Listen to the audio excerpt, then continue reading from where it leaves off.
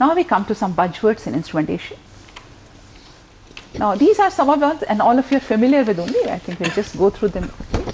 One thing is portable or clamp-on instruments that have come. Then intelligent instruments, field bus, smart transmitters, virtual instruments, telemedicine, MEMS and nanotechnology, wireless integrated network sensors and intelligent controllers. These are some of the things which are happening in instrumentation. So let us just go one by one to them. About portable and clamp-on instruments, all of you know that nowadays even CROs you can easily carry them anywhere. Even your these projectors, like this is your LCD projector. Now you can put, such small ones have come, you can put in your that bag in which you are taking your laptop, and you can take it anywhere. So it's always like you like to have portable kind of things, easy to carry. Then clamp-on means you are not going to put any brake and just clamp the thing and you will get the reading. So they are becoming very attractive. So portable instruments are one that can be carried with ease, permitting easy installation and removal. And in commercially you have got these kind of meters are available, AC/DC current meters, digital multimeters, digital sound meters, power quality meters, laser and phototachometers. Like this, you know that one is a conventional your tachometer in which you have to insert it, you have to touch the shaft, simple tachometer, but this is a digital tachometer, the one which is being shown. The other one is what? A beam is coming, the red beam that is coming. So there must be some here, some black strip or white strip. So the light goes, then it gets reflected, then you count how many times in 1 second, how many you got. So this is a non-contact kind of device. Then these are the sound meters, the digital sound meters which are there. Then multimeters, such compact, otherwise you think of those analog meters, how bulky they were. And then because they are so much mechanical movement is there, so friction is there, wear is there, hysteresis is there. Now they are all made around a single ICs only, so they are very light also, very accurate also. Then you have power quality meters. These tong-on type, they are clamp-on. Like this your AC/DC current clamp meter. Mostly they are working on Hall effect transducers. Simply a wire is going, you simply clamp it, you get the reading. Then the next comes integrated, intelligent or smart sensors. Sometimes they are also called SMTs also, like silicon micro transducers. The same technology that is used for IC fabrication, that is used for making sensors also. So you integrate the signal processing also with the sensors. You don't attach externally, like normally what we do is we put a sensor, then that sensor output we take to signal conditioning circuits, then finally display or control.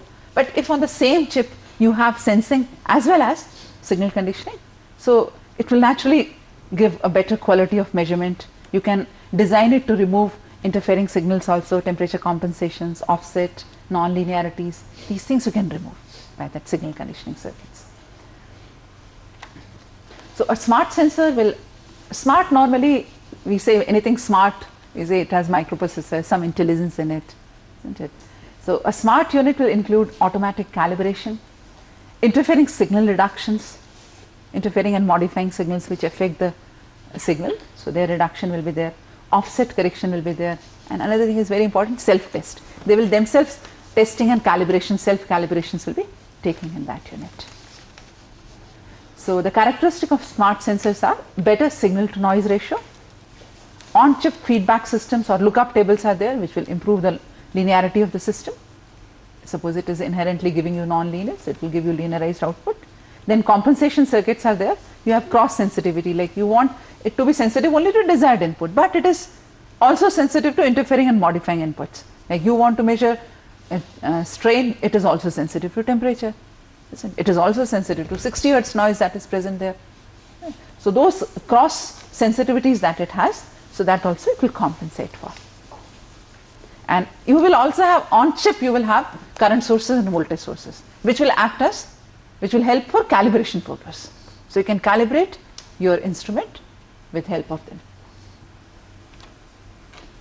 Then the next is a field bus. This Foundation Field Bus is an organization which sets standards for them. initially we had actually HART protocols, and HART was something that in which analog was also there and digital was riding over the analog signal. But now we have field bus foundation, which is totally digital communication.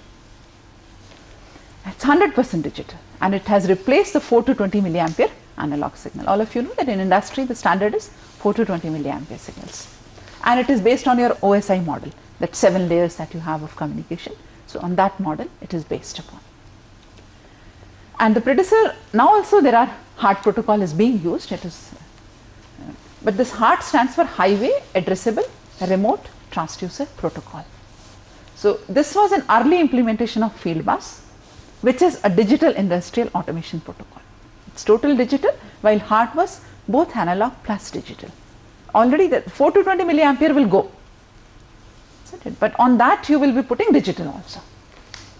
So in HART, the technique that was used was frequency shift keying concept. You will represent your analog signal by ones and zeros. So 1 will correspond to certain frequency, 0 will correspond to certain frequency. That was the HART protocol.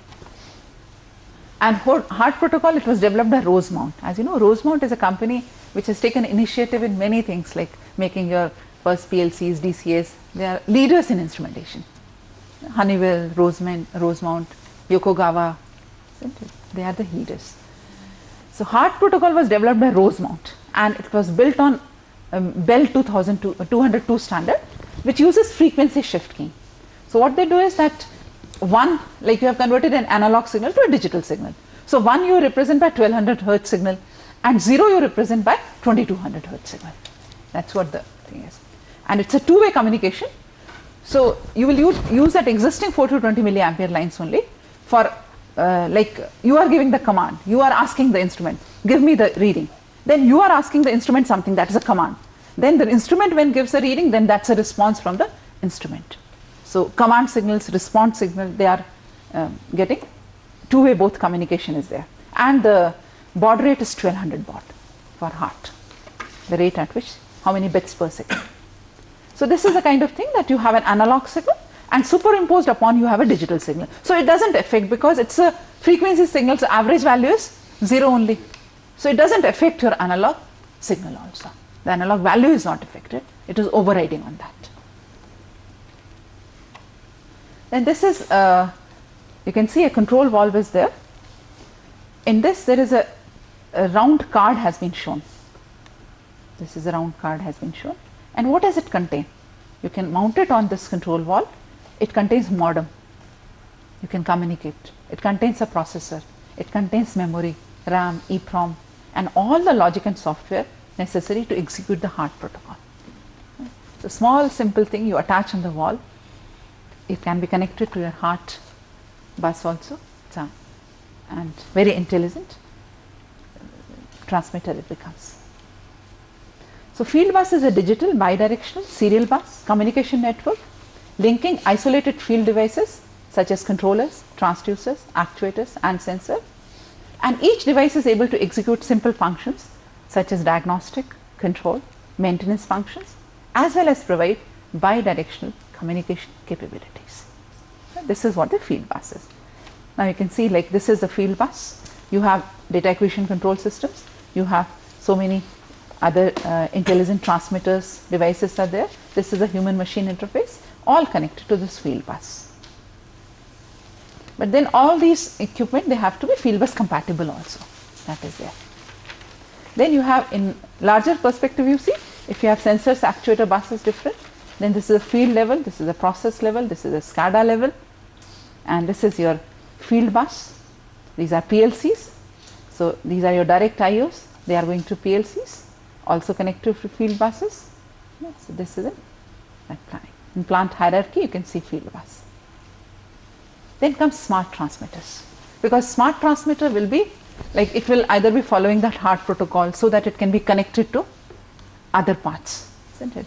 So smart transmitter, in fact anything smart means it has some intelligence in it. Nowadays you have smart washing machines also, isn't it? So what are those smart washing machines? They have microprocessors in them. They have fuzzy machines also, isn't it? Refrigerators also. Refrigerators also, that's right. In fact, coolers also, we are saying they are also smart. So Smart means wherever the intelligence has been built into there. So smart describes any device based on microprocessor, microcontroller, which provides intelligence, control and data storage. So because when you keep microprocessor, you are having functionalities like multiple sensor types. In that smart transmitter, like you have connected now RTD. Afterwards you can connect thermocouple also. Thermocouple also of any type you can connect. Now you have connected K type, then afterwards connect J type, connect R type, S type. So you can have multiple kind of instruments into that. Then multiple measurement variables also. You have smart pressure transducer, it also gives you temperature values also. It gives you volume flow rate also. The same transmitter can be used for more than one measurements. Then temperature compensation is provided. The outputs could be many, you can specify it in milliamperes, in volts or in 4 to 20 milliamperes. You can specify the units also, pressure, I want in inches of water, I want inches in mercury, you want millimeter of mercury, you want centimeter of mercury, you want meter of water. Whatever unit you specify, it will give into that.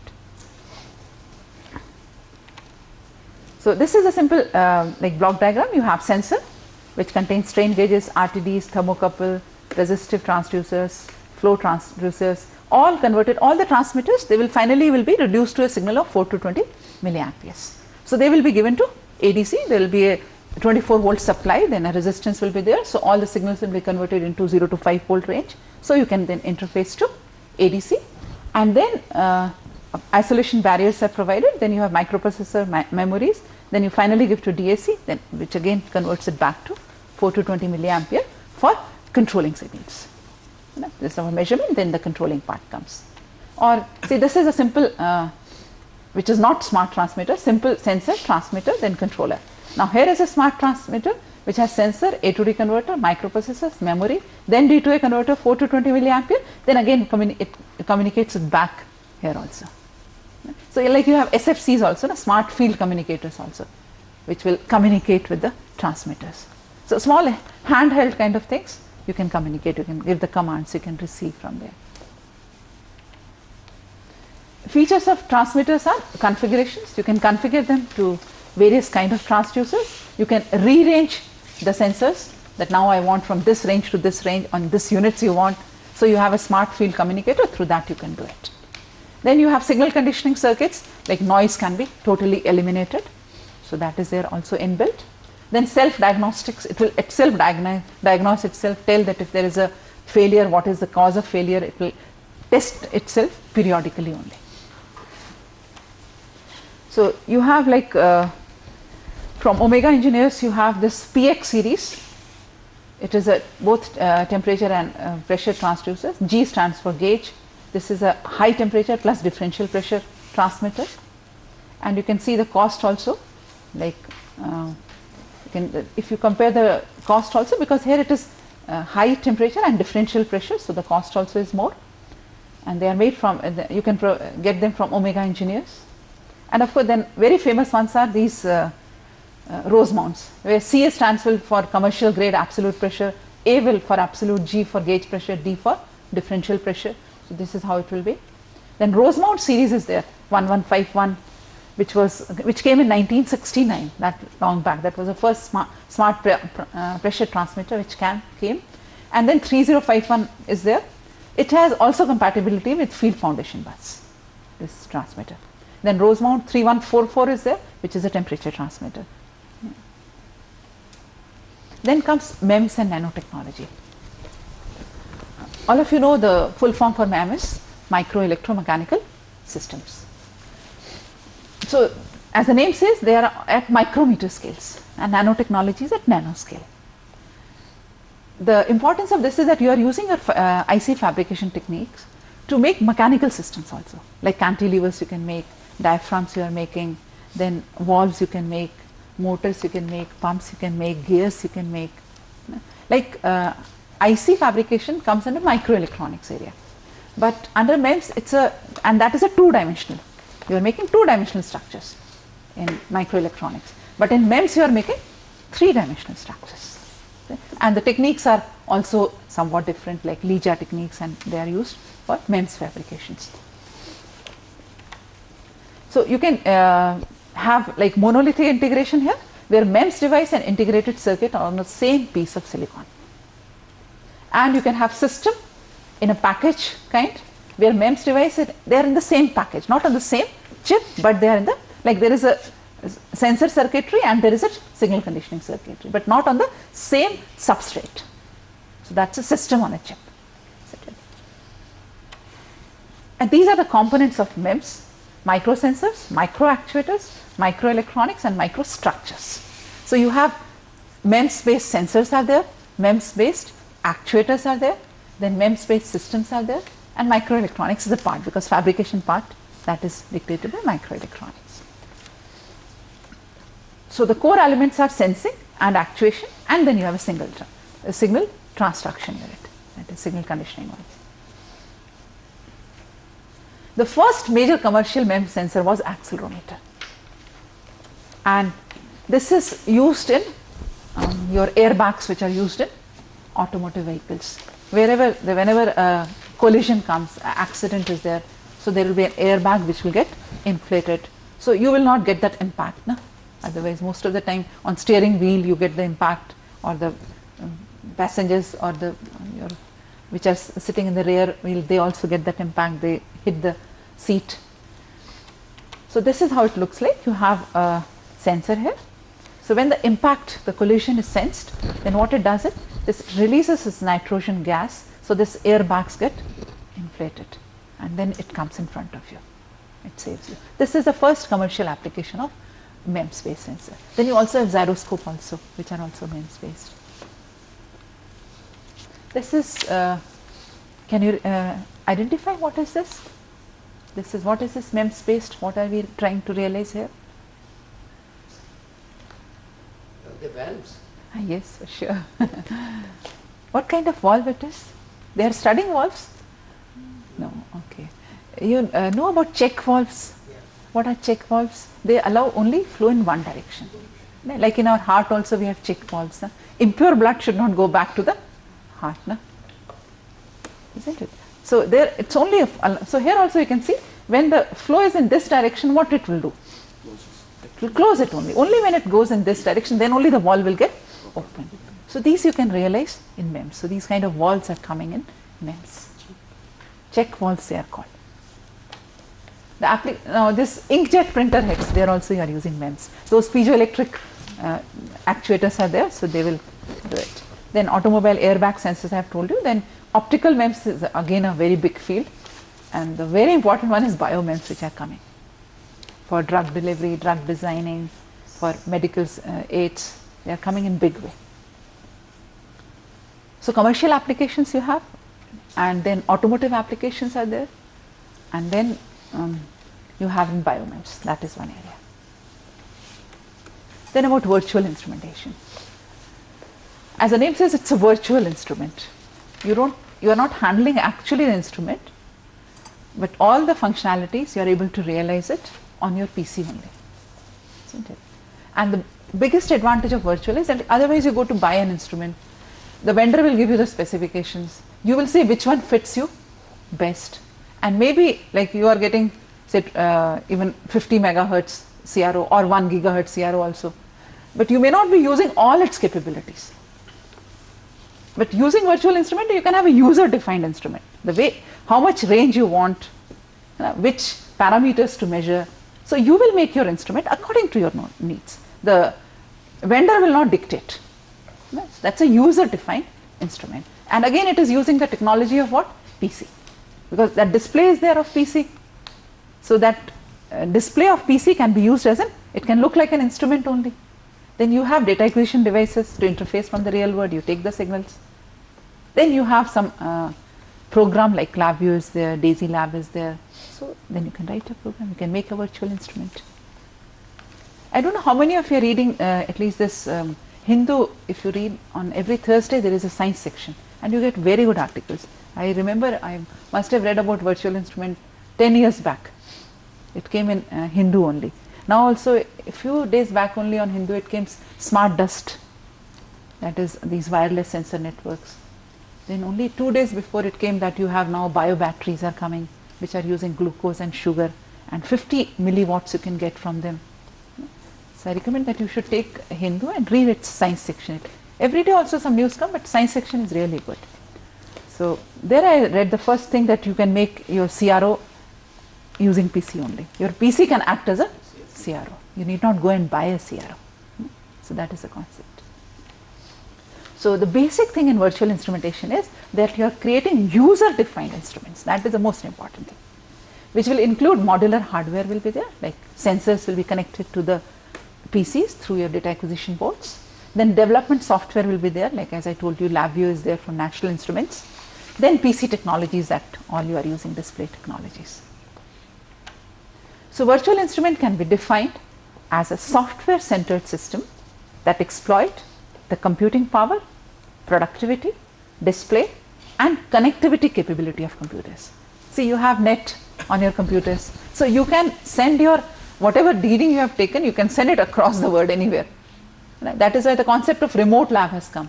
There is a lab in your department, there is a lab, but anywhere from across the world anybody can access your lab. That's a concept of remote labs. So it's a software centered system that exploits computing power, productivity, display and connectivity capability of computers. So engineers and scientists, they build measurement and automation system that suit their needs exactly, instead of being limited by traditional fixed function instruments which are vendor defined. So virtual instrumentation solutions, they will result in lower capital cost. You already have a PC, you are using your PC for many purposes, so it's a lower cost only. Then lower system development cost also. Then lower system maintenance cost also, and less time to market also. And see, when you are making an instrument, you will be making certain modules. Now that same module you can reuse in any other kind of instrument also. It is just like you write a subroutine. That subroutine you can use it. You have written a subroutine, say for some taking exponential something, so you can use it anywhere you need it. So here also you have made a VI, and that VI file you can use it as a sub VI, you can use it anywhere. So that is.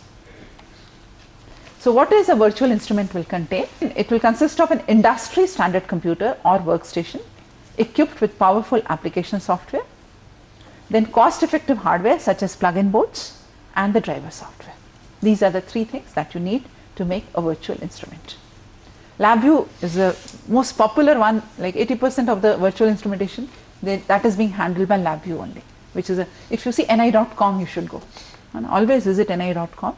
That will give you what are the latest software they are releasing, what hardware they are coming with.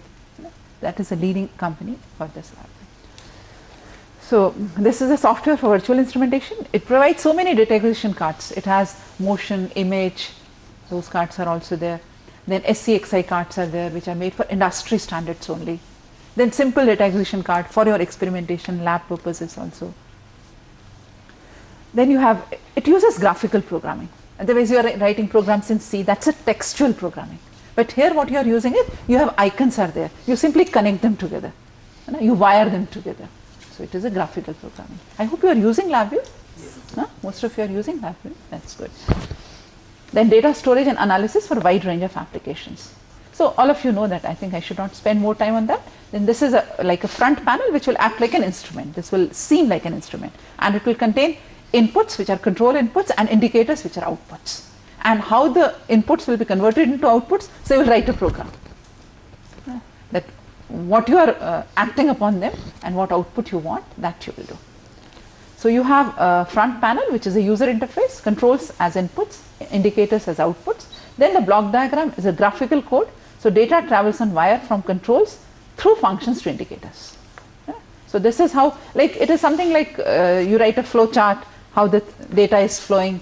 So that is in the block diagram. The program part is in block diagram, and front panel is this.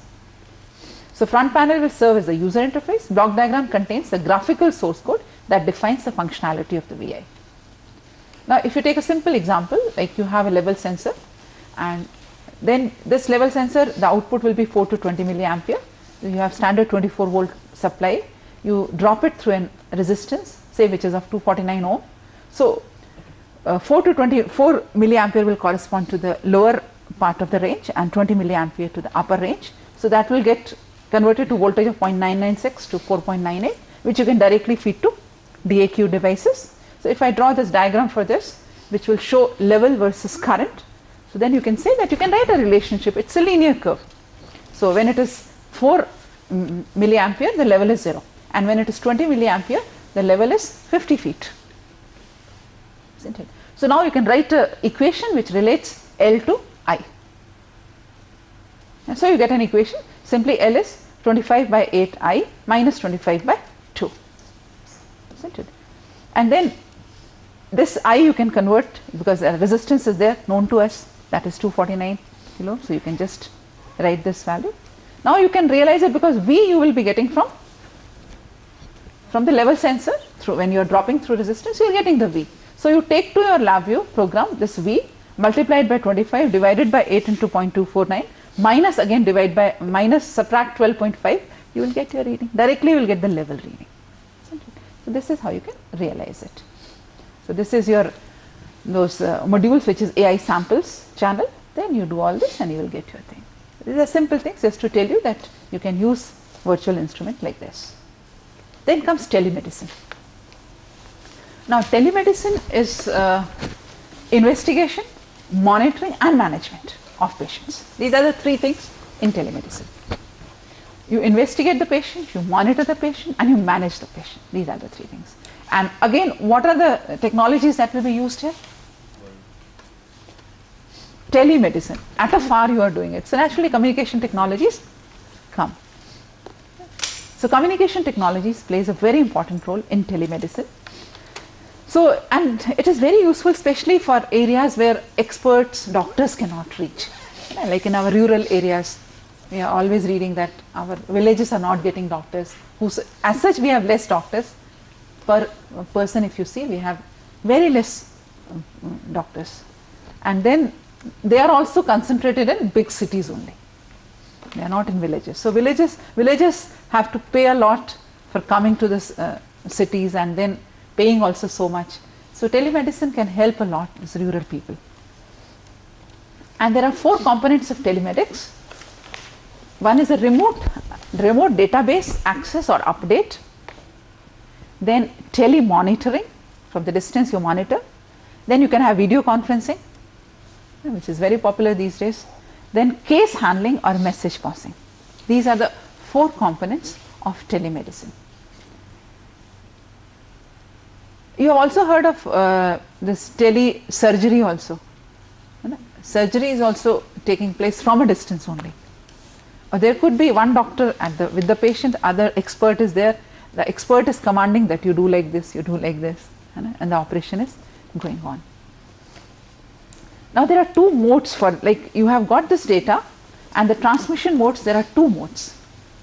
Real-time mode and the store and forward mode. Now which one do you think is more critical? Real-time mode. Real-time mode is very critical. Because at the same time the decisions have to be taken, the messages have to go, and store and forward is something like BPOs are doing. You can, at that time they can, all the data can come, you can then process it. You have to keep history of the patients, so it is coming and you have a file, you keep recording them and then analyzing that, yes, the BP is varying like that, ECG is going like that. So you can analyze it out at your time, whatever is suitable to you. So real time is more critical. So here immediate feedback is essential. So in conferences also you need, you are talking, the other person should reply at that time only. No? So wherever you have emergency consultation, you need real time transmission. You have interactive treating situations, there also you need real time. Meetings also you need real time mode. While store and forward mode, you don't need immediate feedback. Data is stored, forwarded and assessed at the hub at a scheduled time, at the convenient time. And of course it is less costly also. And the thing is, you can compress the data and then send it afterwards. And there you have to send it raw as such. So that way also it is very efficient. Thank you.